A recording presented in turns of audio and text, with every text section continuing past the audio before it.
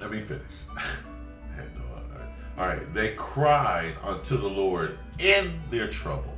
They cried unto the Lord while they were in their trouble. They cried unto the Lord and he bringeth them out of their distresses.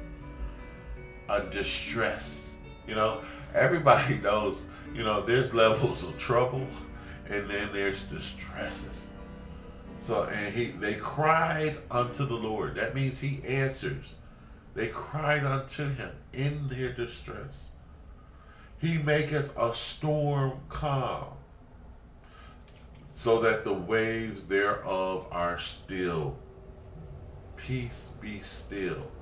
He says to your storms, like a storm on the sea, peace be still. You got to say that sometimes when you're having trouble. Peace be still. You know, and have faith in those words. And then they are glad because they be quiet. Now, if you ever see somebody in church and they're just, or if you ever just see somebody glad or just thanking the Lord, if you ever see grateful Christians and you say, well, why are they so happy? Or if you ever see people that the Lord doesn't have to be Christian, people that the Lord has delivered from the trouble, and you say, why are they so happy? Why are they like him? Why are they that? Go through some problems, have him help you out of them problems, and tell me how you feel. Why people think it's just brainless praising the Lord. If you've been in a problem, you cried unto the Lord, and he has calmed that problem. And then the problem doesn't exist. You tell me if you're going to need any help or assistance in thanking the Lord. And I'm going to tell you right now, the Lord has just did something for me so huge. I don't even want to talk about it because I don't want to boast. I can only boast on the Lord. Okay? But, it could be other situations too. It could be any situation. So, okay, and therefore are still, and the waves therefore are still. Then they are glad because they be quiet. You're glad because of that. So he bringeth them unto their desired haven. He knows what you're going through. He helps you in your situation. He brings you to that point of peace.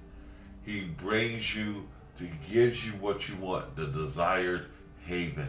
He gives you the desired of your heart, what you need at that moment, what you're asking him for. So he will give you the desire, and it might be something, something more than just bringing, he bringeth to, he says, peace be still, and brings them to the desired haven, the desired situation that gives you peace. That there is peace there, and that could be anything, that could be more than just stopping the sin. Then he puts you on dry land. Noah, Jonah was in the belly of the whale. He cried unto the Lord in his trouble while he was in the depths, while he was in the bottom of the sea, and the Lord heard him and brought him out to his desired haven on dry land, and he praised the Lord. He thanked him because while he was in the belly of the well, he had weeds wrapped around his head. He was in some pain. He didn't know what to do. In the belly of a well, he was in the worst situation. It was very, very distressful. It was so much pain. Ever have somebody just say something to you that just distresses you and puts weeds? You feel like you just got stuff wrapped around your head, weeds just tangled up.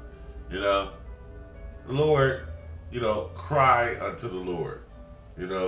Ask him to deliver you from that. The words of life, people can do damage to you. They can. They can sow some bad seeds and some grow right away. They like weeds. Like I say, they can put weeds into you. You know, the words can grow into nourishing flowers. Your heart is like a garden. And so people speak words. Words are life, spirits. They're like seeds. And so they can either, good words can grow up into beautiful trees and bear fruit. Bad words can, bad things, when you say something bad. You know, if you constantly call somebody fat, you know, they become like a weed around them, or a weed in their heart. They become sensitive. You know, telling somebody they need to lose a couple of pounds is not the same thing as telling them they're fat. You know, or calling them a name. You know, maybe they do need to lose a few pounds. Anyway, anyway, okay. So I just want to finish it. I'm almost to 32. And okay, and bring unto the desired haven. Okay, oh that men would praise the Lord for His goodness. Now, where's the goodness? Half of the time we get into trouble ourselves. You know, if you can read further back in the text to 107, you know, the Lord brings down your heart. And as my man Rancher, you know, the Lord gave him a command. He didn't listen to it, and he's blessed to have the words that he can hear the words of the Lord. You know, some people don't have it. So if you have that, so much is given, much is required. So if you can listen to the Lord, if you're one of those blessed people that can hear the words, that your heart is in such a beautiful, wonderful place that you can hear the words of the Lord. You know there's consequences. We know that there's consequences to not listening. So, and you know what? It's the small things that the Lord is great in. You know? So, you know, I wish I get it right sometime too.